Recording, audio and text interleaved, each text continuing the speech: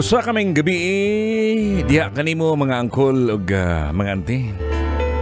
Tugutin isab ko ninyo ng mga yan sa katahuran.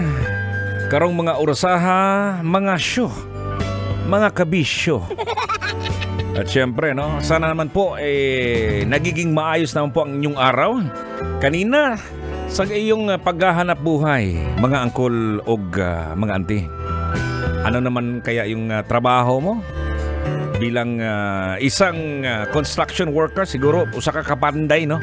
Panday, no? Ibig kong sabihin, karpintero. Pukpok dito, pukpok doon. At kaya naman, no, sa ating mga kabisyo dyan na nagtatrabaho sa opisina, no? Kumusta naman po kayo? Natapos nyo ba ang inyong pinagtatrabahuan? Or meron pang natira? Gadampuog ang mga trabahoon karong adlaw. Kaya kailangan mong tapusin siguro yan, no? Within a week. Kasi pag hindi mo matapos yan, angkol o ante, lusio ng inyong kigol. At syempre naman, no? Yung mga nagtatrabaho, nagmamaneho pala si Manong Driver ngayon, no? Nasa kabaan siguro ng EDSA, kaya naman dito sa mga service road. Napansin ko kanina, no, maraming mga postings sa social media, sa My Story, IG Stories, sa My Day, na kung saan yung 1 kilometro daw na mabilis lang sana yan. Wala pang 5 minutes yan eh. Umaabot pa ng 20 to 30 minutes. Grabe.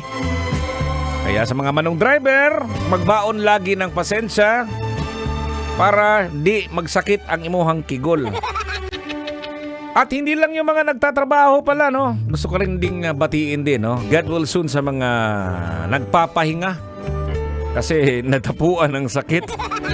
Okay, hindi ko naman pinagtatawanan dahil nga ikaw dinapuan ng sakit, no? Hindi ko lang maiintindihan ito mga kabisyo, no? Pansinin mo, yung mga ka-office mate mo, ilang buwan nang inubo. Oh, may sipon pa rin, pastilan. Oh, may kakilala nga ako sabi nga niya to, no? Yung anak ko, parang naalala ko lang nung 1 buwan pa, nagkalagnat. Ngayon, inubot sipon na naman. Pastilan. Alam mo mga kabisyo, no, health is wealth talaga. Ang mahal ng gamot, mahal kayong tambal, no? So usahay, hindi na natin alam kung saan tayo maghahanap ng gamot kasi nga kulang pa nga yung panggas, kulang pa nga yung commute mo, di ba? At hindi lang yan, nagbawas ka na nga ng pagkain mo, no? Sabihin natin, 3 times a day ka dati kumakain ngayon. Ngayon, once na lang. I-memorize mo na lang siguro, no? Yan ang sinasabi natin, no? Kulang talaga. So, kailangan tayong higpitan natin ang ating bakos, no? Ang ating sinturon, higpitan natin at konting adjustment siguro, mga kabisyo. Anyways, welcome po sa ating programa at may mga nagtatanong ano bang meron dyan sa programa mo. Ito yung programang Tutoy na Love. So, ibig sabihin yan, lahat-lahat ng mga bagay-bagay na pwede nating pag-usapan. Hindi naman kailangan pag-usapan natin ang gugmang gauros-oros. Hindi naman po lahat siguro, no?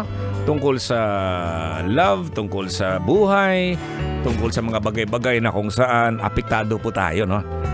Pwede natin ikumpara yan nung dati. Yan. Marami po nakaka-relate yan, di ba mga angkol? Ito ba, yung pinag-uusapan natin, yung sakit, di ba? Siguro yung sakit na pinag-uusapan natin sa 1 taon siguro, no? Pag nagkakasipon ka, nagkakaubo ka, once a year lang yan mga kabisyo. Pero ngayon, sumasakit na naman yung lalamunan. Ewan ko lang kung anong dahilan dyan. Grabe itong sakit na to. Lami kayong lusio ng kigon. At syempre mga kabisyo, no? Sa gabing ito, naisip kong magandang pag-usapan natin dito ay etong tungkol naman sa ating kabataan, no? Sa iyong kabataan, katubang bata ka ba? Na kung saan ikaw madalas nagpapaalam, di ba?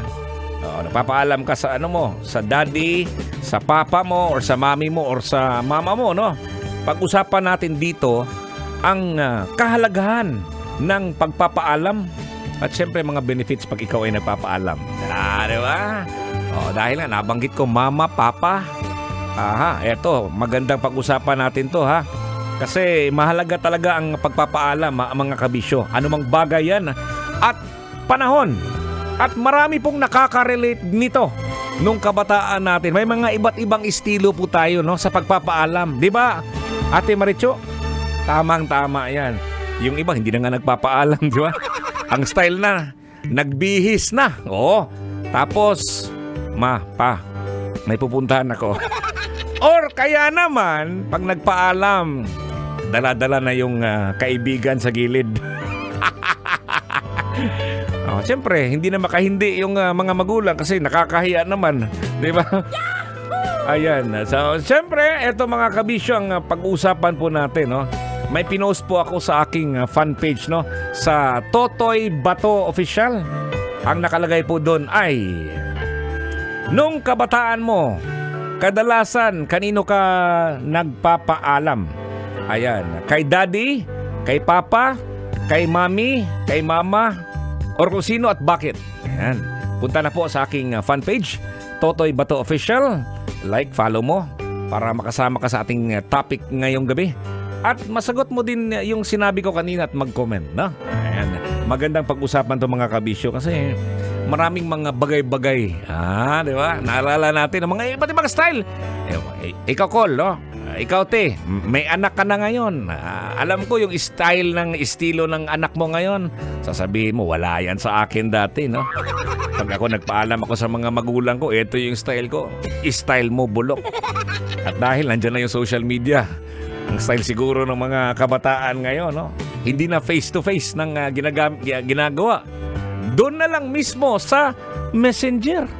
Kalami bang lusiyo ng kigol? Diba? Dahil nga nag-evolve na po yung social media, so iba't ibang style na lang yung mga ginagamit siguro ng ating mga kabisyo. Ayan. So, yan po ang ating pag-uusapan ngayon. Ang tinatawag natin na pagpapaalam.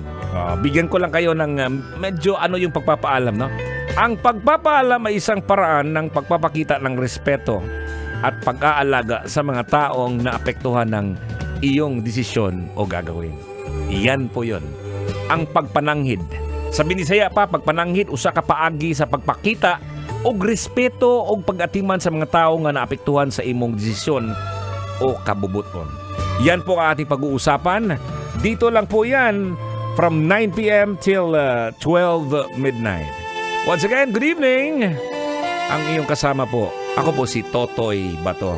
Kahit saan ka man ngayon, ingat po tayo. I'll be with you till 12 midnight. Only right here on 90.7 Love Radio.